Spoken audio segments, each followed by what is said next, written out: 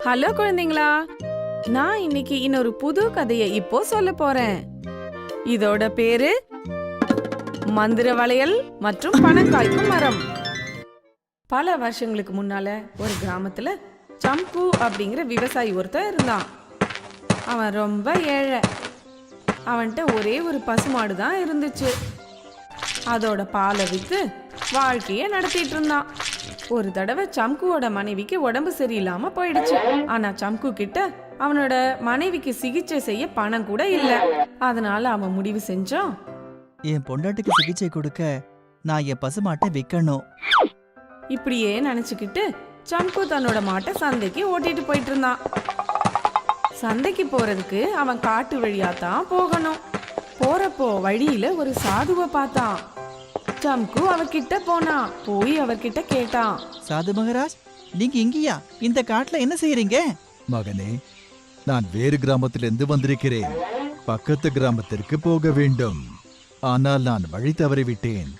எனக்கு அதிகமாக பசிக்கிறது. சாது பாபா, கிராமங்கிறது ரொம்ப தூரத்துல இருக்கு. நான் என்னோட பசுமாட்டை சந்தையில வைக்க போயிட்டு இருக்கேன். ஆனா உங்களுக்கு வேணும்னா நான் இப்பவே இதோட பாலை கறந்து உங்களுக்கு கொடுக்க முடியும். இது எனக்கும் என்னோட பசுமாட்டுக்கும் பாக்கியமா இருக்கும். சரி மகனே.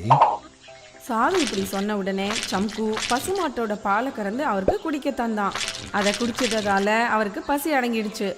அவர் சம்கு கிட்ட கேட்டாரு, மகனே, நீ உன்னுடைய பசுவை சந்தையில் விற்க எதற்காக செல்கிறாய்? பாபா, என்னோட மனைவிக்கு ரொம்ப உடம்பு சரியில்லை. அவளுக்கு சிகிச்சை கொடுக்க என்கிட்ட பணம் இல்ல. அதனால இந்த பசுமாட்டை விற்க போயிட்டு இருக்கேன். அப்பதான் என்னோட மனைவிக்கு சிகிச்சை கொடுக்க முடியும். சம்குவோட இந்த பேச்சை கேட்டு சாது சொன்னாரு, மகனே, நீயும் உன் பசுவும் எனக்கு அதிகம் உதவி செய்திருக்கிறீர்கள். அதனால் நீ உன்னுடைய பசுவை விற்க வேண்டிய அவசியமே இல்லை. ஆனா பாபா, நான் இந்த பசு விற்காட்டா என்னோட மனைவிக்கு எப்படி சிகிச்சை கொடுக்க முடியும்? சம்கு சொன்னதை கேட்டு சாது ஒரு மந்திரத்தை சொன்னாரு. அவரோட கையில ஒரு வளையல் வந்துடுச்சு. சாது அந்த வளையலை சம்குவுக்கு தராரு. அப்புறம் சொல்றாரு, இந்தா மகனே, இந்த வளையத்தை உன் கையில் போட்டுக்கொள். இது ஒரு மந்திர வளையம். உனக்கு பணம் தேவைப்படும் போது இதை எடுத்து நெற்றியை தொடு. உனக்கு முன்னால் ஒரு பணம் காய்க்கும் மரம் வந்துவிடும். அந்த மரத்திலிருந்து உனக்கு தேவைப்படும் பணத்தை பறித்துக்கொள். பிறகு அந்த மரம் தானாகவே மறைந்துவிடும். ஆனால் நினைவிருக்கட்டும், உன்னை தவிர இந்த வளையலை யாரும் பயன்படுத்தக்கூடாது. யாராவது இந்த வளையத்தை பயன்படுத்தினால் அவர்கள் வாழ்க்கை முழுவதும் பேச முடியாமல் போய்விடும். படுக்கையிலிருந்து எழுந்திருக்க முடியாது. சம்கு சாது சொன்னதை கவனமா கேட்டான். அப்புறம் சொல்றான், ரொம்ப நன்றி பாபா, நான் கவனமா இருப்பேன். நீங்க என்னோட பெரிய பிரச்சனைய தீர்த்துட்டீங்க. நான் என் பொண்டாட்டிக்கு சிகிச்சைய நல்லபடியா செய்ய முடியும். போ மகனே, உன் கிராமத்திற்கு திரும்ப போ. அப்புறம் சம்கு தன்னோட பசுமாட்டோடவே கிராமத்துக்கு திரும்பி போயிடுறான்.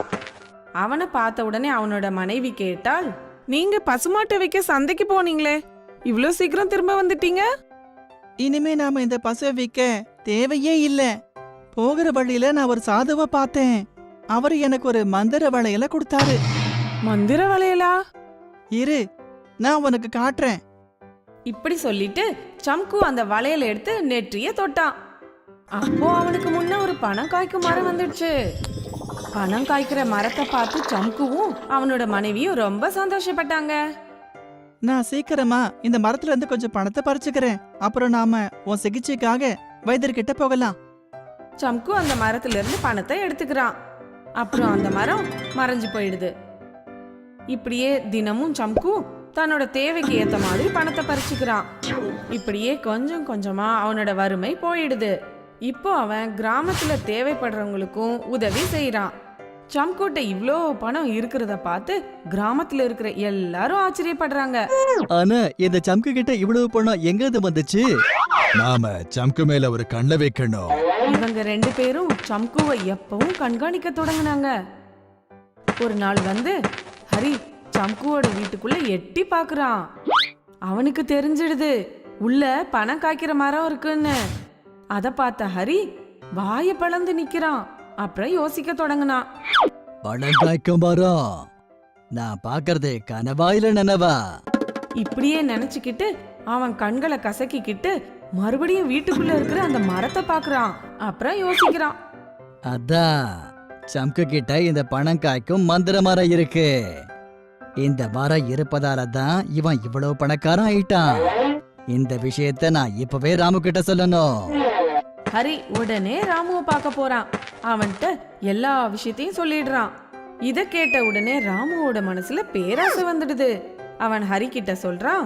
ஹரி, ராத்திரி எல்லாம் தூங்கின பிறகு நாம 2 பேரும் சம்குவோட வீட்டுக்குள்ள நுழைஞ்சு அந்த மரத்துல இருந்து எல்லா படத்தையும் எடுத்துருவோம்.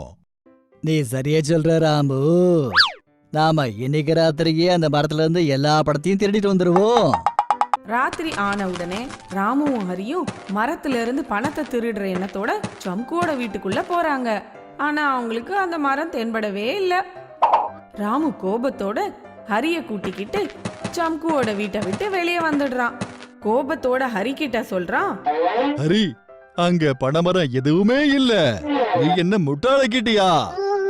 இல்ல நண்பா, நான் உன்ன முட்டாளாக்கல்ல. நான் நிஜமாவே சம்கு பனைமரத்துல இருந்து பணத்தை பறிக்கிறத பாத்திருக்கேன். ஹரி ராமு சொன்னதை நம்பவே இல்ல. அதனால அங்கிருந்து போயிடுறான். ஆனா ஹரியாலையும் அந்த பனை மரத்தை மறக்க முடியல. நான் சம்குவோட வீட்ல அந்த பனைமரத்தை கட்டாயம் பார்த்தேன். ஆனா அந்த மரம் எப்படி மாயமா மறைஞ்சு போச்சு? இப்படியே யோசிச்சுக்கிட்டு அவன் அங்கிருந்து போயிட்டான். ஆனா அடுத்த நாளே அவன் மறுபடியும் சம்புவோட வீட்டுக்கு போறான். அவனோட வீட்டை எட்டி பாக்குறான். இன்னைக்கு அந்த பனைமரம் பத்தின ரகசியத்தை தெரிஞ்சுக்காம நான் விட மாட்டேன். இப்படியே அவன் அதிக நேரம் சம்குவோட வீட்டுக்கு வெளியே நின்னுட்டு இருந்தான்.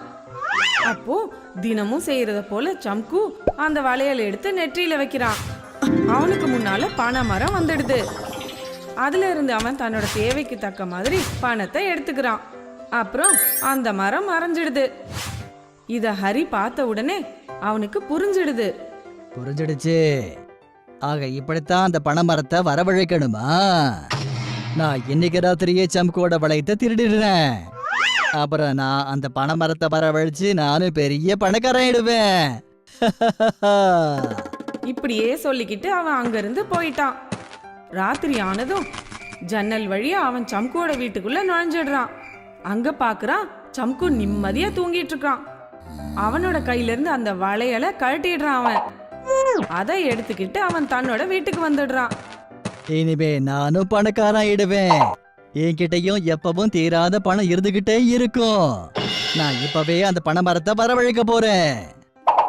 இப்படியே சொல்லிக்கிட்டு அவன் அந்த வளையலை தன்னோட நெற்றியில வைக்கிறான். திடீர்னு அவனை ஏதோ ஒண்ணு உலுக்கிடுச்சு.